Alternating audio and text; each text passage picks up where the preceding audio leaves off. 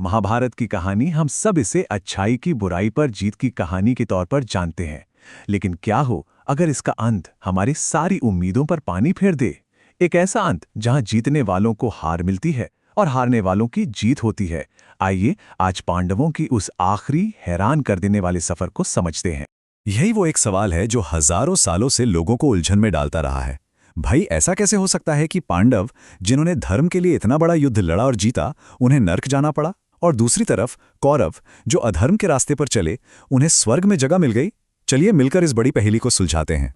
देखिए, युद्ध के बाद का नतीजा कितना चौंकाने वाला है। एक तरफ हैं विजेता पांडव, जिनकी मंजिल नरक है, और दूसरी तरफ हैं हारे हुए कौरव, जो सीधे स्वर्ग में प्रवेश कर रहे हैं। ये तो मतलब पूरी कहानी ही पलट गई है ना। इस गुत्थी को समझने के लिए हमें दोनों की कहानियों को देखना पड़ेगा, एक एक करके। तो चलिए इस पहेली के पहले और आसान हिस्से से शुरू करते हैं।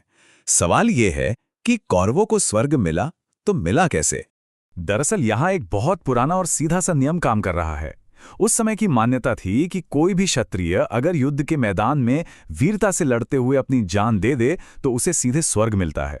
और क्योंकि ये युद्ध कुरुक्षेत्र जैसे तीर्थ स्थल पर हुआ था, तो ये गारंटी और भी पक्की हो गई, क्योंकि सभी कौरव योद्धा की तरह लड़े और मारे गए। इस एक नियम ने उनके लिए स्वर्ग के दरवाजे खोल दिए।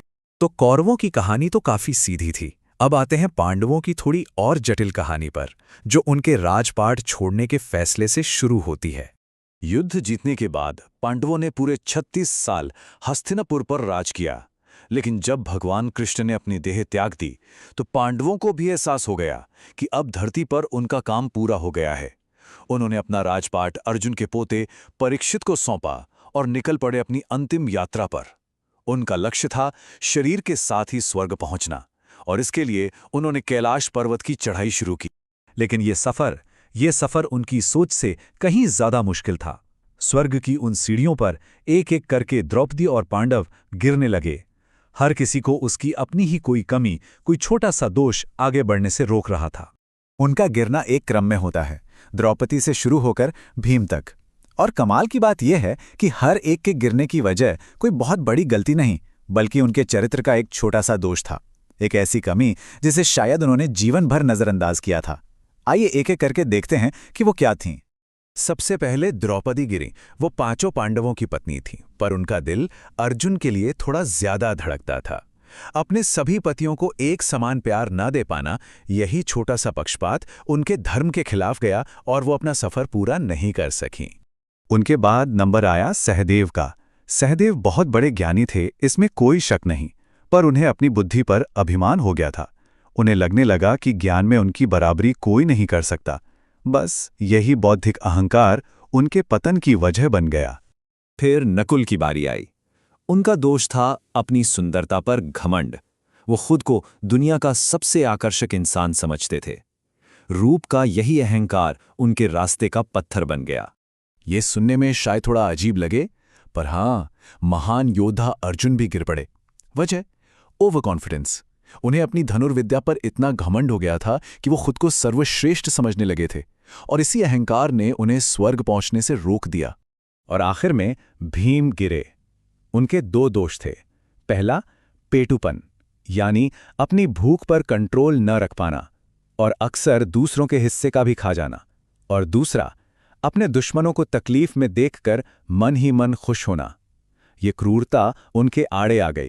अब सिर्फ एक इंसान बचा है, धर्मराज युधिष्ठिर। अब पूरी कहानी उन पर आ टिकती है, और उस आखिरी परीक्षा पर जो स्वर्ग के दरवाजे पर उनका इंतजार कर रही थी। अपने सभी भाइयों और पत्नी को रास्ते में खोने के बाद अकेले युधिष्ठिर ही कैलाश की चोटी तक पहुंच पाए। पर वो पूरी तरह अकेले भी नहीं थे। एक मामूली सा कुत्ता पूरी यात्रा में वफादारी से उनके साथ साथ चलता रहा था। युधिष्ठिर जैसे ही स्वर्ग के दरवाजे पर पहुंचे, उनका स्वागत तो हुआ, लेकिन एक शर्त के साथ। द्वारपाल ने कहा, महाराज, आप अंदर आ सकते हैं, लेकिन इस कुत्ते के लिए यहां कोई जगह नहीं है। युधिष्ठिर ने एक पल भी नहीं सोचा। उन्होंने स्वर्ग में जाने से साफ मना कर दिया। उन्होंने कहा, जिसने पूरी वफादारी से मेरा साथ दिया, उसे छोड़ देना सबसे बड़ा पाप है। अगर यह कुत्ता अंदर नहीं जा सकता, तो मैं भी नहीं जाऊंगा। उन्होंने मोक्ष के ऊपर निष्ठा को चुना। और बस इसी एक जवाब में इस कहानी का और शायद धर्म का भी सबसे बड़ा रहस्य खुल जाता है। जैसे ही युधिष्ठिर ने ये कहा, उस कुत्ते ने अपना असली रूप दिखाया। वो कोई साधारण जानवर नहीं, बल्कि स्वयं धर्मदेव थे, जो भेष बदलकर युधिष्ठिर की आखिरी और सबसे बड़ी परीक्षा ले रहे थे, उनकी करुणा की परीक्षा। यहीं हमें धर्म का असली मतलब समझ आता है। धर्म सिर्फ नियम, कानून या पूजा पाठ नहीं है। सच्चा धर्म है हर एक प्राणी के लिए करुणा और न्याय की भावना रखना। युधिष्ठिर स्वर्ग के हकदार इसलिए नहीं बने कि उन्होंने कोई पाप नहीं किया था, बल्कि इसलिए बने क्योंकि उन्होंने एक बेजुबान और वफादार साथी के लिए स्वर्ग को भी ठुकरा दिया। तो फिर बाकी पांडवों और द्रौपदी का क्या हुआ? देखिए, नरक में उनका रहना बस कुछ समय के लिए था। ये एक तरह की शुद्धिकरण प्रक्रिया थी, ताकि उनकी वो छोटी छोटी कमियां दूर हो सके। अपनी सजा पूरी करके वो भी स्वर्ग पहुंचे।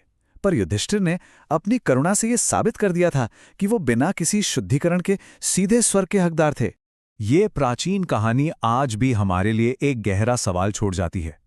हमारे अंदर की कौन सी छोटी सी दिखने वाली आदत या कमी, चाहे वो थोड़ा सा घमंड हो, थोड़ा पक्षपात हो या गुस्सा, हमारे अपने लक्ष्य तक पहुंचने में सबसे बड़ी रुकावट बन सकती है। सोचने वाली बात है।